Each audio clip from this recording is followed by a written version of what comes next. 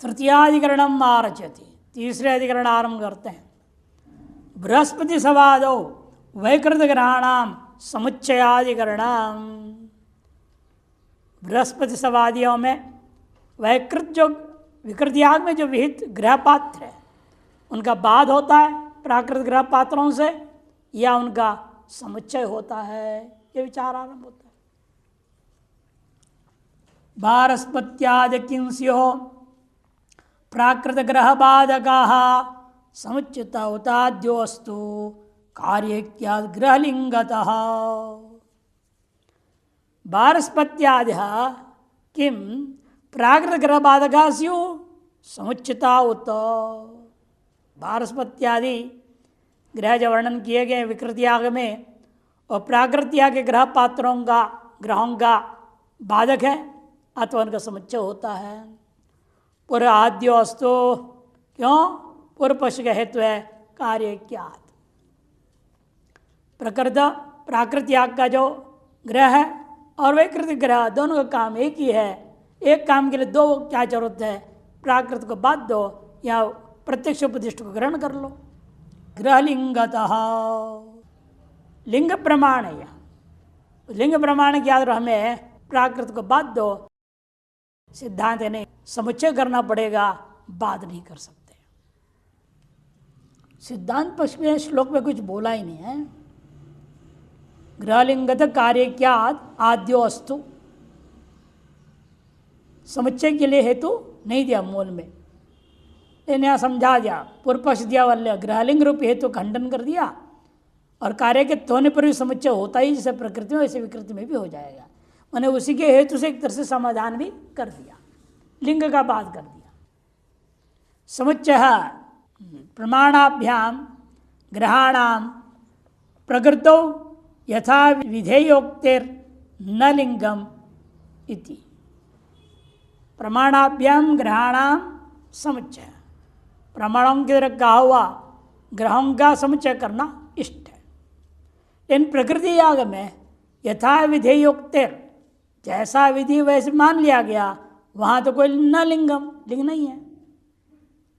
तच्चुक्तम, वो कहा भी है, लिंगम सुराग्रहे बृहस्पति सवे श्रूयते।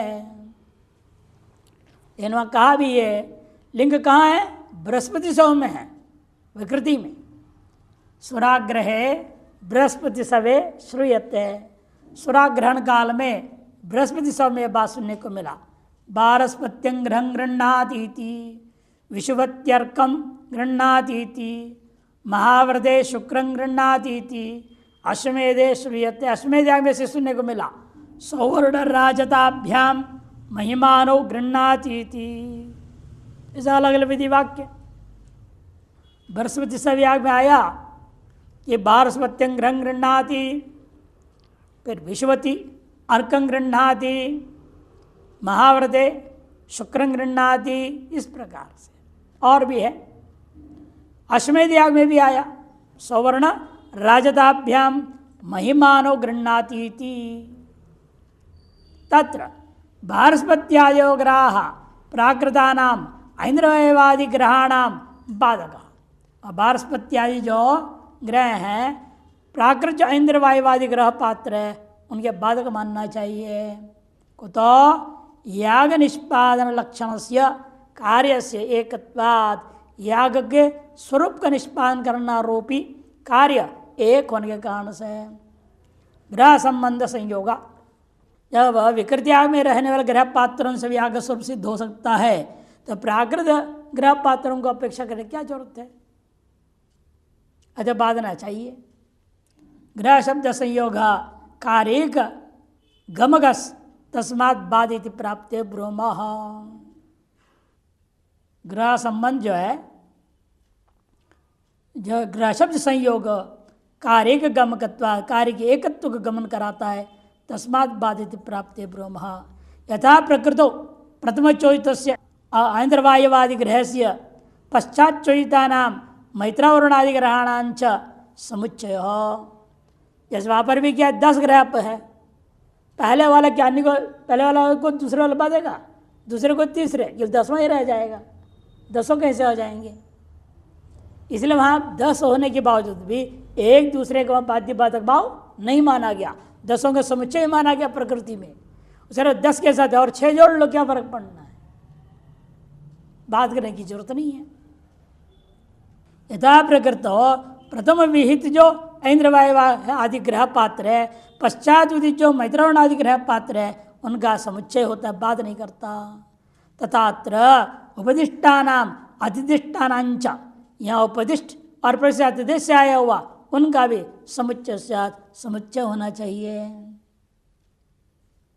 अतोच्चेत प्राकृतानाम परस्परम एक कार्यत्व माना भावात, प्राकृतों का साथ वैकृतों का परस्पर एक कार्यत्व कोई प्रमाण नहीं, प्रत्युत प्रयोग वचन है ना संभूय कार्यत्व अवगमाद युक्त समुच्चय थी। प्रयोग के वचन के आधार पर मिला जुला कर सबका समुच्चय करना ही उचित ऐसा लगता है। यदि ऐसे कहते हो तो यात्रा भी समान, फिर इस विषय में बराबर, जैसे प्राकृत में समुच्चय मान रहे हो वैकृत के साथ उनका समुच्चय मान लो। याग निष्पादकत्वं तो प्रयोग वचन प्रापिता नाम एव न तो एकैकस्य अर्केण यजेत शुक्रेण यजेत इत्यं पृथक पृथक याग संबंध भावात्। प्रयोग वचन भी यहाँ पर प्रापित सभी के एक साथ ही है, न तो एक के लिए अलग अलग नहीं है। अर्केण यजेत शुक्रेण यजेत इत्यं पृथक पृथक याग संबंध का नहीं कथन हुआ है। ग्रह शब्दो पूर्वाम विधेय ग्रहण क्रियाम ब्रूते, इसे ग्रह शब्द पूर्व में जो विधेयभूत ग्रह है उस तद्गत क्रिया कोई कथन करता है, न तो प्रकृतो प्रवृत्त कार्यम पदार्थम अनुवदति, प्रकृति में जो सिद्ध होकर दिया गया कार्य करके ऐसे पदार्थ का अनुवाद नहीं करेगा। यह लिंगम स्यात्, जिसका तुम लिंग प्रमाण मानो, ऐसे शंका है। किंच वाजपेयी सोमग्रहाश्च सुराग्रहाश्च इत्यादि अधिदिष्टानाम उपदिष्टानांच समुच्चयार्थम उच्यमानश्च शब्द। सिद्धांत एक और बात कहते देखो, वाजपेयी में सोमग्रह और सुराग्रह इन सभी का अधिदिष्ट और उपदिष्टों का समुच्चय करने के लिए च शब्द प्रयोग हुआ है। गमयति, विसर्ग नहीं है, ये तो गलत है। सर्वत्र समुच्चय गमयति न बाधा, सर्वत्र समुच्चय का ही बोध होता है, इसे यहाँ कोई बाध नहीं हो सकता। हाँ, गमयति इति न बाधा, वहाँ गमय के बाद एक विसर्ग जैसे दिख रहा है वो विसर्ग काट देना चाहिए। चतुर्थाधिकरणम आरचयति, चौथे अधिकरण की रचना करते हैं। वाजपेय क्रतु पशूनाम समुच्चयाधिकरणम, वाजपेयी याग में क्रतु पशुओं का भी इसी प्रकार से समुच्चय करना चाहिए। प्राजापत्य पशूनांगिम बाधो यद्वा समुच्चय अक्रियार्धा पशुक्ति लिंगम तत्रास्ति बाधकम पशु निर्दिश्य संख्याया देवस्य च विधो भिदा कर्मान्यत्य ग्रहण्यायाद रोधनाच्च समुच्चय। प्राजापत्य पशुनाम 17 पशु बता दिया, सप्तदशा प्राजापत्यान पशुना लभेत, ऐसा वाजपेयी आगे में आया। इन पशुओं का प्रजापत्य पशु नाम किम बाधो यद्वा समुच्चय, इनका बाध होगा या प्राकृत पशुओं के साथ आग्नेय आदि पशुओं के साथ इनका जब बाध है या उनके साथ इसका समुच्चय होगा। पूर्व पक्षी कहता है अक्रियार्थ पशुक्ति स्यात् लिंगम तत्रास्ति बाधकम। अक्रियार्था पशुक्ति, जो पशु का कथन है वह किसी क्रिया विशेष प्रयोजन को लेकर के नहीं है, इसीलिए यहाँ लिंग प्रमाण हमारे पास है जिसके हम बाध्य पूर्वाधिकरण जैसे यहाँ भी बोल दिया लिंगम प्रमाणम तत्रस्ति बाधकम। सिद्धांत के नहीं, पशु उद्देश्य संख्याया देवस्य विधौ भेदा, ये पशु का को उद्देश्य करके संख्या का विधान करोगे और देवता का विधान करोगे तो वाक्य भेद दोष हो जाएगा। कर्मान्यत्वे ग्रह न्यायाद, कर्म का भिन्न कर्म मानोगे, पूर्वोक्त ग्रह न्याय के आधार यहाँ पर भी समुच्चय माना जाएगा। और रोधनाच्च, और अवरोधन का भी यहाँ पर विशेष विधि वाक्य है उसके आधार पर भी यहाँ पर समुच्चय पक्ष उचित है। वाजपेयी श्रूयते सप्तश प्राजापत्यान पशूनालभेत इति तैरे तैर उन सदर पशुओं के साथ प्राकृत पशु नाम आग्नेय आदि नाम बाद स्यात् प्राकृत जो पशु आग्नेय आदि उनका बाद हो जाएगा। कुतः पशुत्वलिंगात पशुत्व रूपी ही लिंग ले लूँगा। नहीं पशु शब्द ग्रह शब्दवद पूर्वाम विधेयांग क्रियाम ब्रूते और जैसे वहाँ ग्रह शब्द था पूर्व में विहित विधेय वस्तु का जो क्रिया का ही बोध करा रहा था, वैसे यहाँ पर पशु शब्द पूर्व कोई विहित क्रिया का बोधक नहीं है। ये न लिंगत्वम ही इति प्राप्त ब्रह्म, जिससे हमारा लिंग प्रमाण बाधित हो जाएगा, पूर्वाधिकरण जैसे वैसे यहाँ नहीं है। किमत्र प्राकृत पशु अनुवादेन शब्द संज्ञा प्रजापति देवता चैति गुणद्वय विद्यते उत विशिष्टम अन्यत कर्म। तो सिद्धांत बोलते हैं भाई पूछाओ, यहाँ पर प्रजापति देवता को शब्द संख्या विशिष्ट प्राकृत पशु का अनुवाद करके शब्द संख्या विधान किया, और प्राकृत पशुओं के जो देवता और देवता को बात कर प्रजापति देवता को विधान किया। संख्या और देवता दोनों प्राकृत का बात करके स्वतंत्र विधान किया जा रहा है। गुण द्वय का विधान उत विशिष्टम कोई स्वतंत्र कर्म का ही विधान है। यहाँ न आद्यो वाक्य वेदापत्य अनुवाद पर दो एक साथ विधान कर देंगे तो क्या होगा, वाक्य भेद दोष हो जाएगा। द्वितीय तो न पशु शब्दों लिंगम, द्वितीय पक्ष लेंगे पशु शब्द केवल पशु मात्र का बोधक नहीं हो सकता। ततो इसलिए ग्रह न्याय योजनीय, ग्रह न्याय को यहाँ भी लागू करना पड़ेगा। किंचित नहीं रोधनम एवं आमनायते, अवरोध करने का भी ऐसे कहा गया। ब्रह्मवादिनो वदन्ति नाग्निष्ठोमो नोक्त्य न षोडशी नातिरात अत कस्माद् वाजपेय सर्वे यज्ञ कर्तव्य अवरुध्यन्ते इति पशुवृत्ति ब्रूमः। देखा पशुवृत्ति ब्रूयात् आग्नेयं पशुं मालभते अग्निष्ठं मेवतेन अवरुन्धे ऐन्द्राग्नेन उक्थ्य और ऐन्द्रेण षोडशिनः स्तोत्रं सारस्वत्या अधिरात्रं मारुत्या बृहतः स्तोत्रम् एतावन्तो वै यज्ञ कृतवा तान् पशुरेव अवरुन्ध इति। ये अवरोध वाक्य है।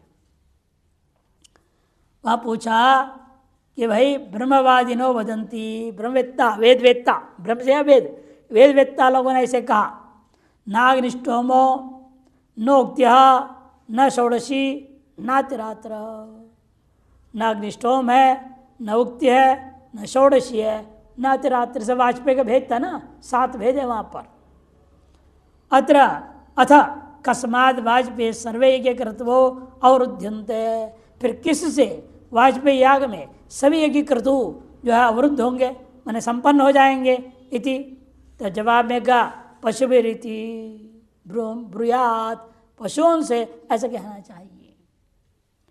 किस पर से क्या अवरोध होगा, आग्नेयम पशुम आलभते अग्निष्ठम मेवतेन अवरुन्धे, आग्नेय पशु का आलमन करूंगा उसे अग्निष्ठोम का अवरोध हो जाएगा। ऐन्द्राग्नेन उक्थ्या का, ऐन्द्रेण षोडशी का, स्तोत्रम सारस्वत्याधिरात्रम, सारस्वती के द्वारा अधिरात्र का, मारुत्या बृहत स्तोत्रम एतावंत वही यज्ञ कर्तवा, इतने ही यज्ञ कर्तु हैं। तान पशुरेव अवरुन्धे, इन सब का तत्पशुओं के द्वारा ही अवरोध किया जाएगा इति। अस्मिन् अवरोध नाम आमनाये, अवरोध नामक आमनाय में चोदक प्राप्त आग्नेयादि पशु सद्भावस्य अतिथि से प्राप्त आग्नेयादि पशु सद्भाव सिद्धवत मान करके अनुवादात समुच्चय अवगम्यते, अनुवाद यहाँ लिंग प्रमाण नहीं है, अतः समुच्चय मानना पड़ेगा। नहीं तो अवरोध वाक्य में उनका नाम ही क्यों लिया, उसे ज्ञापन होता है प्रकृति से आए थे, आए हुए को रोक कर जोड़ रहे हैं आप, और पशुओं की तरफ संपादन करो कह रहे हैं, इसे मालूम है दोनों को समुच्चय करके कार्य करना है। पंचमाधिकरण मारचेति सांग्रण्येष्टौ अनुयाजानाम समुच्चयाधिकरणाम। सांग्रहणीय नाम की इष्टि है, उसे अनुयाजों का समुच्चय करना है कि नहीं है, ये विचार है। आमनाहुतिभिर्बाध्या अनुयाजा नवाग्रिमः तृत्लिंगाद विशिष्टोक्तेर भेदो मध्योक्तितोन्तिमः। कहते देखो, आमनम आमनमसि आमनस्य देवाय स जाता इति। तीसरा आहुतिर्ज्योति, 3 आहुतियाँ देने के लिए कहा है, उसका ना आमन होम कहते हैं। वो जो आमन होम है वो क्या अनुयाजों का बात देगा? इनके तो आहुति भी अनुयाजा बाध्या नवा। पूर्व पक्ष अग्रिम पक्ष ले लो, बात दो। क्यों? तृत्वलिंगात, त्रिवीर का है ना, तीसरा आहुतिर्ज्योति। संख्या कर्म भेद के लिए विचार आया था ना द्वितीय अध्याय में, 6 हेतु दिया था। कर्म भेद के पीछे क्या कारण है? धातु भेद, यजति ददाति ज्योति, ये धातु भेद से कर्म भेद सिद्ध होता है। फिर धातु अभ्यासात, पंचप्रयाज में यजति यजति यजति यजति यजति जो बाहर रहा है, अभ्यासात भी कर्म भेद सिद्ध होता है। उसके बाद आया था अभ्यासात गुण भेद से, फिर संख्या भेद से, फिर नाम भेद से। 6 थी ना, ये 6 थी शायद। इन 6 के आधार पर कर्म भेद माना गया है। अतएव तृत्व का लिंग, संख्या लिंग हम मिल गया हमको भेद मानने के लिए। अतः इसके द्वारा उसको बात दो। विशिष्टोक्तेर भेदो मध्योक्तित्व अंतिमः। क्योंकि विशिष्टोक्ति कहोगे, मान लो नया कर्म है ये, चले विशिष्ट कर्म विधान किया, फिर तो वाक्य भेद दोष हो जाएगा। मध्योक्ति तो अंतिम, मध्योक्ति मान्य पड़ेगी, इसलिए अंतिम पक्ष लेना चाहिए, समुच्चय पक्ष। सांग्रणीष्टौ श्रूयते आमनमसि आमनस्य देवाय स जाता इति तीसरा आहुतिर्ज्योति। एताविस् तिसर्भिराहुतिभिः प्राकृतास् त्रयोनुयाजा बाध्या। ये 3 आहुतियाँ हैं। अनुयाज भी कितने थे? 5 प्रयाज और 3 अनुयाज, इसे 3 3 बराबर है। अतः 3 जो है जो आप गाए आमन होम है, उसके द्वारा 3 अनुयाजों का बाध होना चाहिए। कुतः तृत्वलिंगात पूर्वाधिकरणे शब्द संख्या विशिष्ट प्राकृत पशु अभावेन माभूत बाध्यत्व। पूर्वाधिकरण में जैसा था, संख्या विषम थी, प्राकृत में 6 पशु और यह विकृति में 17 बोल दिया। अतः विषम संख्या होने से बाध्य बाधक नहीं हो पाया। यानी यहाँ तो सम संख्या है, इसे बाध होना चाहिए। मावत यह तो तृत्व विशिष्टत्वाद अनुयाजा बाध्यंताम। यद्वा तद अनुवादेन मंत्र गुण विधानात, मंत्र रूपी गुण विधानात प्राकृत मंत्रा इति पूर्व। यहाँ पर एक पंक्ति पूरा छूट गया। प्राकृत मंत्रा अतः आमन होमा न कर्मांतराणी नवा समुच्चय प्रसक्ति ही तस्मात् बाध्य बाधोपि नास्ति। मध्यम पक्ष है।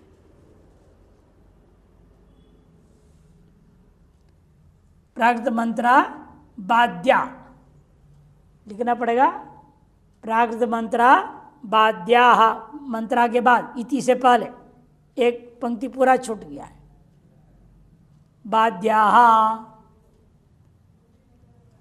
अतः अतः आमन होमा न कर्मांतराणी नवा समुच्चय प्रसक्ति ही, नवा समुच्चय प्रसक्ति ही तस्मात् बाध्य बाधक भावोपि नास्ति, बाध्य बाधक भाव भी नहीं है। इति पूर्वः पक्षः।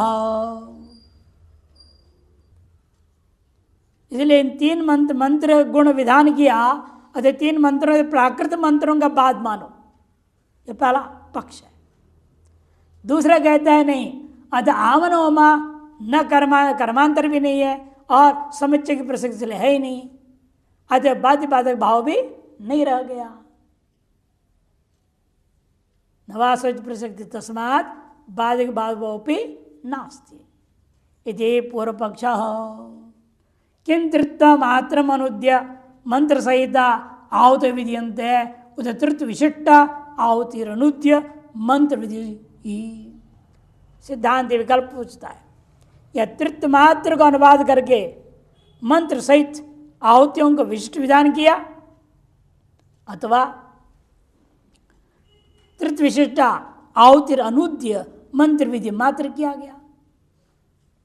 तृत्व का अनुवाद किया और मंत्र सहित आहुति का विधान किया, और तृतीय आहुति को अनुवाद कर लिया और मंत्र मात्र का विधान किया। पहले तृतीय मंत्र का अनुवाद किया है, फिर तो आहुति का विधान मानना पड़ेगा, और तृतीय आहुति का अनुवाद करेंगे तो मंत्र मात्र का विधि मानना पड़ेगा।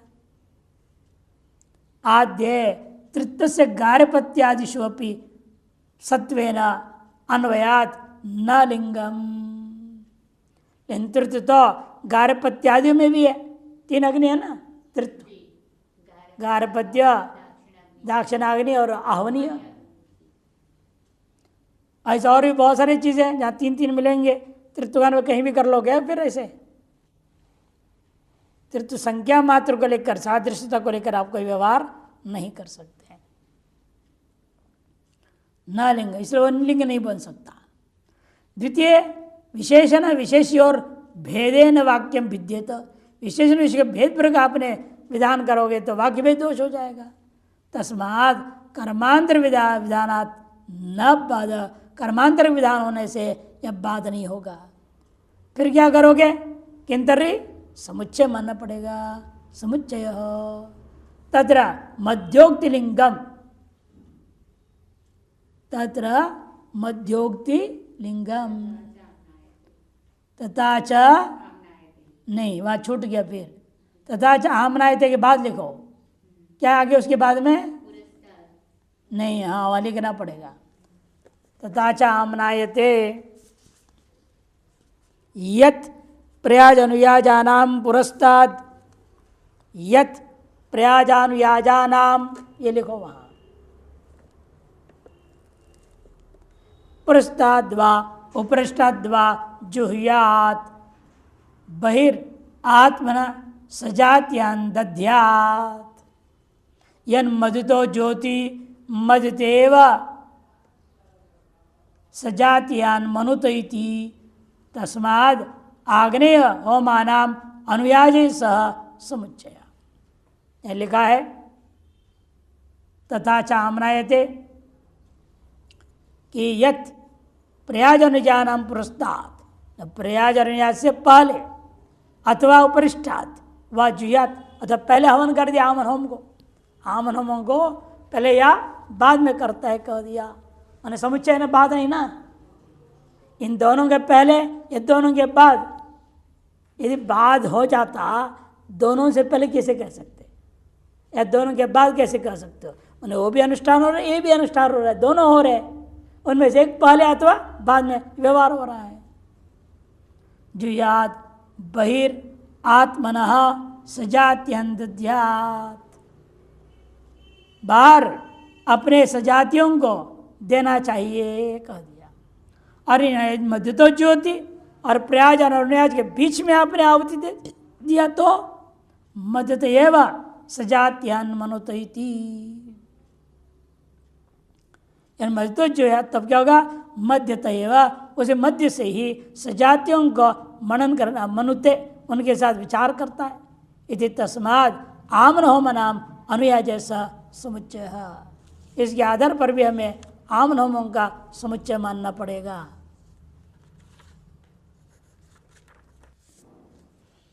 षष्ठाधिकरण महारचयति, छठाधिकरण आरंभ करते। महाव्रते ऋत्विक उपगानस्य समुच्चयाधिकरणम। महाव्रत में ऋत्विकों का जो उपगान है उसमें विचार है, समुच्चय करना या बाध। पत्नयः उपगायन्ति ऋत्विजा विनिवर्तकाः न चाद्य सामगानो पचयः काण्डादिजस्ततः नदनं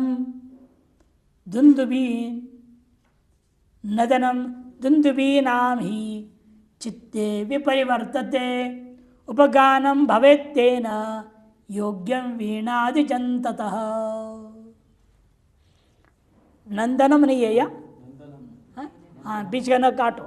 नदनम, दुंदुबी का नाद नदनम। पत्ने उपगायंती आया है वाक्य। गवामयन में महाव्रत नामक एक याग है, वाया पत्ने उपगायंती। वहाँ विचार करना है, वो जो पत्नियों का उपगान कर्म है, गायंत्या प्राकृत जो ऋतुजों के द्वारा होने वाला उपगान है उसका बाद होगा या नहीं। ऋतुजा विनिवर्तका, ऋतिकों के द्वारा होने वाला उपगान का पत्नियों से होने उपगान के द्वारा निवर्तक बने बाद हो जाए, नवा अथवा नहीं। पूर्व पक्षी आद्य सामगानोपचय कांडादिजस्ततः, क्योंकि जो है निवर्तक मानना पड़ेगा। शारीर सामगान उपचय हेतु अखंड वीणादि जन्य जो उपगान कर्तृत्व होने के कारण से कांडादिज स्ततः नदनम दुंदुबीनाम ही। सिद्धांत नहीं भाई, दुंदुबियों का नाद का वर्णन आया वहां, और जो कि चित्ते विपरिवर्तते तेना उपगानम भवेत। पत्नियां भी उपगान गाएंगे, उधर ऋत्विक भी गायन करेंगे, उनके पत्नी भी गाएंगे। तेना योग्यम वीणादिजन तथा, उसे क्या होगा, जो वीणादिजन जो सातवें आवाज है वह भी समुच्चय होने में योग्य ही है, किसी का बात नहीं होगा। बाजा गाजे के साथ गाओ, तालमेल के साथ गाओ, तो विरोध कहाँ है? तालमेल नहीं बैठे तो विरोध होगा। एक बार ऐसे एक जगह हुआ, कीर्तन करने के लिए बैठ गए लोग और कोई ढोलक भजन लाया ही नहीं। क्या करे, किसी बार तू बजा दे भाई, कोई बजा ले। अब एक को बिठा दिया महात्मा डर डर डर डर डर, और जो हारमोनियम से गाने वाला है वो राग बिगड़ रहा है, वो कैसे गाए। और बांसुरी बजाने वाले परेशान, अब कहते तुम मत बजा भाई। अंत में बोलना पड़ा उन लोग, तुम मत बजा, रहने दे, इसके बिना हम लोग गा लेंगे। से तालमेल बैठाना पड़ता है ना। विरोध होगा तो मैंने बात करना ही पड़ेगा। तालमेल बैठ रहे तो कोई विरोध ही नहीं है, तो क्यों किसको रोकेगा, क्यों बाधेगा कोई। 10 बजे 20 बजे बजने दो, लेकिन तालमेल होनी चाहिए आपस। इसलिए उपगायन के साथ कोई विरोध नहीं होने से यह समुच्चय हो सकता है। गवामयने महाव्रतम नामैकाः, महाव्रतम हो गया, दीर्घ नहीं होनी चाहिए। महाव्रत नामक एक याग है, तत्र श्रूयते पत्ने उपगायन्ति इति। तत्र पत्ने उपगायन्त्यः प्राकृतानां ऋत्विजां उपगायत्रीणां निवर्तिकाः। पत्नियां जब उपगान करने लगेगी तब प्रकृति याग में आया उससे आया हुआ ऋतुजों के द्वारा जो उपगान होना है उसको निवर्तिका माननी चाहिए। शारीर सामगान उपचय हेतु कांड वीणा आदि च उपगान कर्तृत्वात् इति चेत न। शारीर सामगान उपचय हेतु कांड वीणा आदि च उपगान कर्तृत्व होने से इसका बात उसको करना ही चाहिए। इससे ना दिक्षु धुंधुभयो नदंती, देखो नदंती है ना, इसे नदनम वहां पर ठीक है। दसों दिशाओं में धुंधुभि के नाद गूंज उठते हैं। यदि धुंधुभि गाना नाम अनंतर विहिता नाम, जो अनंतर विहित है उनका भी परिवर्तमाना नाम इदम उपगानम कर्मांतरम न च शारीरम एव गानन्तस्य इदम उपगानम। ये जो है दिक्षु धुंधुभ्यो नदंती, धुंधुभि गान के गाना नाम अनंतर विहित होने के कारण विपरीत विपरिवर्तमाना नाम, जो विपरिवर्तमान थे उनका उपगानम कर्मांतरम, उसकी अपेक्षा से यह जो उपगान है वह कर्मांतर है। न च शारीरम एव गानम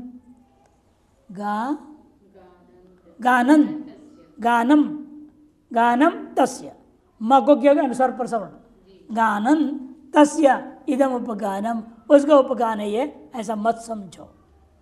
धुंधुभि नादस्य अशरीर जत्वात्, क्यों? क्योंकि धुंधुभि का जो नाद है अशरीर जन्य है।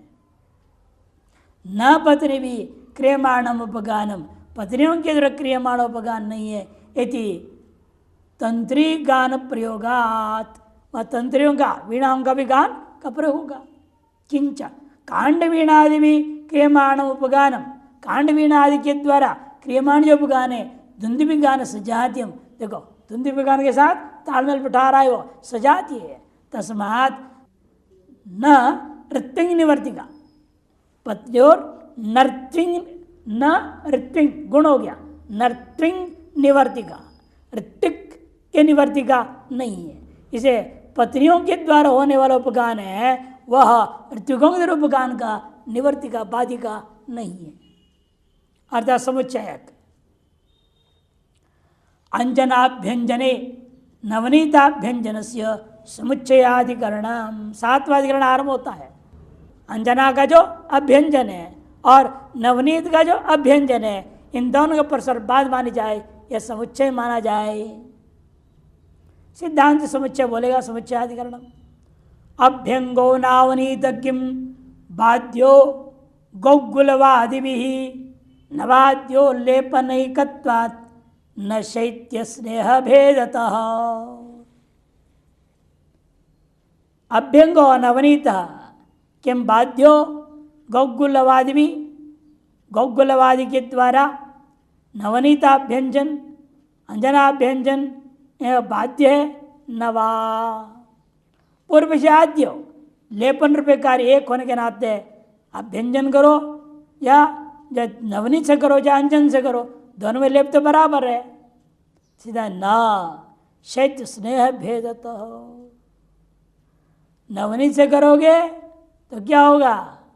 चिकनापन रहेगा, अंजन से करोगे शीतलता रहेगी, ठंडक रहेगा, दोनों फर्क है।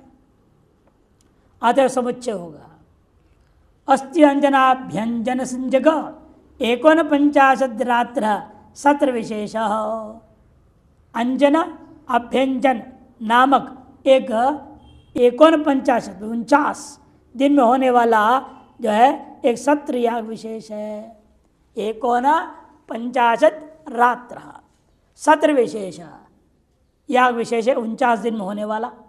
तत्र श्रूयते गौगुलवेन प्रातः सवने अभ्यंजनम पैलुदारवेण माध्यम दिने सवने सौगंधिकेन तृतीय सवने इति। गौगुलवेन प्रातः सवने, गुग्गुल का बनाया हुआ जो है तेल है, गुग्गुल का प्रयोग करके उसके द्वारा प्रातः सवन में अभ्यंजन करना है। पीलू नामक जो पेड़ है उसके लकड़ी का जो तेल है पैलुदार वेणा माध्यम सवन में उसे अभ्यंजन करना है।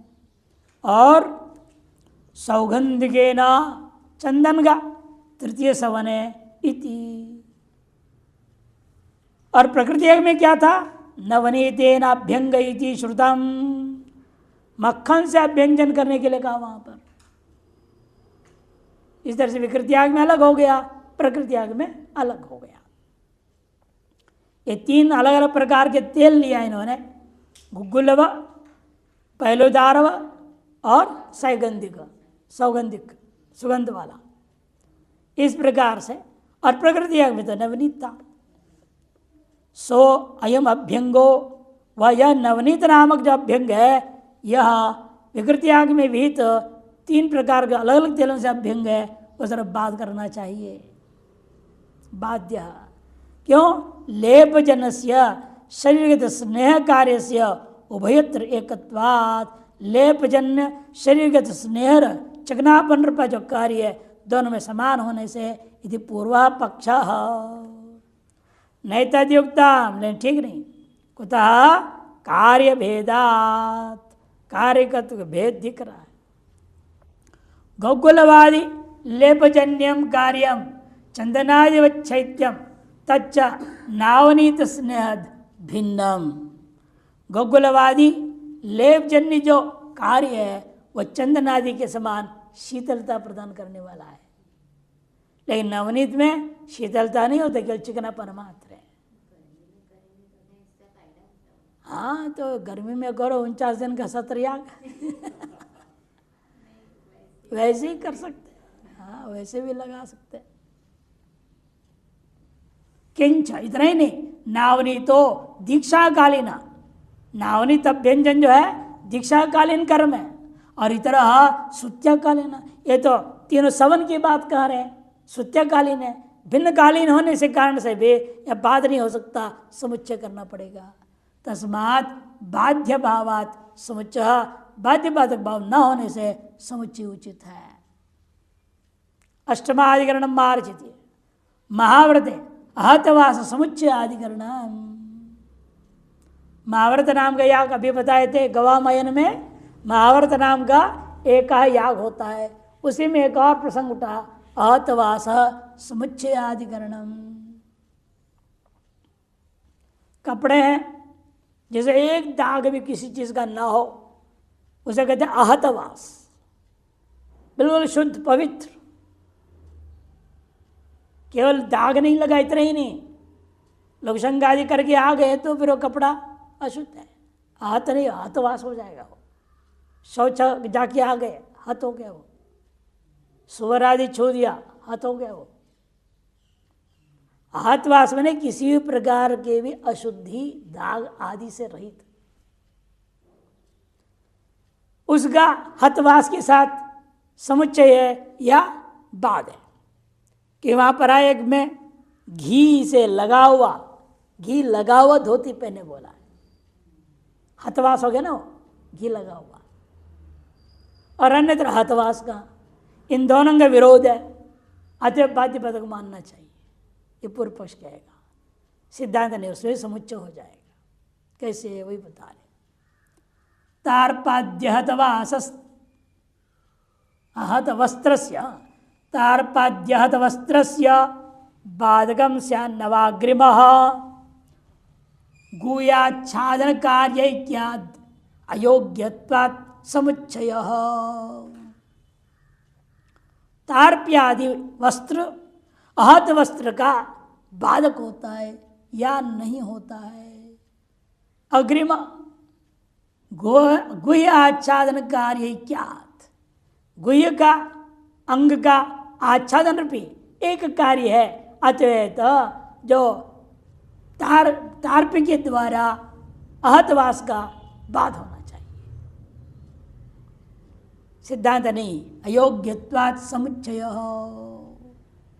अयोग्य है, योग्य नहीं जिस बात आप कह रहे हैं, अतएव समुच्चय माननी चाहिए। महाव्रते श्रुयते तार्प्यम यजमान परिधत्ते धर्ममयम पत्नीति प्रकृतावहतम वास परिधत्ते। प्रकृति में क्या है, लेकिन आहतम वास परिधत्ते कहा दिया। विकृति आग में आया तार्प्यम यजमान परिधत्ते और धर्ममयम पत्नी, पत्नी जो धर्ममय वस्त्र बना करके पहनेगी, बड़ा विचित्र है। धर्ममय, धर्म को ही आपस में आतान वितान करके वस्त्र से बना करके पहनना है, और पुरुष के लिए कह दिया तार्पी को पहनना है। तार्प मैंने घी लगा हुआ कपड़ा, उससे गुह्य प्रदेश में नीचे लाई, लंगोटी बना के पहनना। और प्रकृति आग में आहतवास कर दिया, बिल्कुल शुद्ध पवित्र साफ सुथरा कपड़े से पहनना है। दोनों के लिए बराबर, पति पति दोनों बराबर कपड़ा पहनेंगे। इति स्वयं बता रहे तार्पिक अर्थ घृताक्ता कंबलस तार्प मित्युच्यते। घृत से सना हुआ कंबल को तार्पी कहते हैं। ताभ्याम तार्प द्रवमयाभ्याम दंपत्योर आहतम वस्त्रम बाध्यते। तार्प्य और द्रवमयी वस्त्र जो दंपतियों द्वारा पहना जाएगा उसके द्वारा अहत्व जो प्रकृति से आया हुआ है उसका बाद हो जाएगा। कुतः परिधत्तेन प्रकृति लिंगेन परिधत्ते, वहाँ पर भी है यहाँ पर भी है ना। महाभारत में भी क्या होते यजमान परिधत्ते और प्रकृति में भी परिधत्ते है इस लिंग प्रमाण से। गुह्य आच्छादन से लक्षण से कार्य से एकत्वगमाच्छ, और गुह्य का आच्छादन करना रूपी कार्य की एकत्व का अवबोध होने से भी बाद माना जाएगा। जयमयवाम तार्पिधरमयोर गुह्यम आच्छादयितुम अयोग्यत्वात्। असल में वो तार्पी वस्त्र और द्रवमयी वस्त्र गुह्य आच्छादन के योग्य नहीं है। घी से कहना कपड़े से थोड़ी लंगोटी बना के पहनाएगा। द्रवमयी तो चुपते रहेगा, वो तो उसकी इंद्रिय की हालत खराब हो जाएगी। धर्म में क्या होता है, दर्भ के तो कपड़ा ऐसा बनाएंगे तो चुभेगा, उस अंग में कैसे पहनेंगे वो स्त्री, इसलिए उसके योग्य नहीं है वो बात। अयोग्यत्वात् तार्पी वस्त्र जो है धर्ममय जो वस्त्र है वो गुह्य का आच्छादन करने योग्य ही नहीं है। परिधान तत्र उपरितनम प्रावरणम, इसका परिधान का तात्पर्य क्या, उपरितन प्रावरण, ऊपर से पहनना, लंगोटी नहीं बनाना। गुह्य आच्छादन के लिए आहतवासी रखेंगे और ऊपर से पहनने के लिए कोई कपड़ा पहन सकते हैं। उसके लिए विधान कर दिया तार्प्य और द्रवमयी पहनना। इन दोनों का समुच्चय करने में कोई विरोध नहीं है। परिधानं तत्र उपरिधनं व प्रावणम तस्मात् कार्य भेदात समुच्चय, कार्य भेद होने से समुच्चय मानना चाहिए।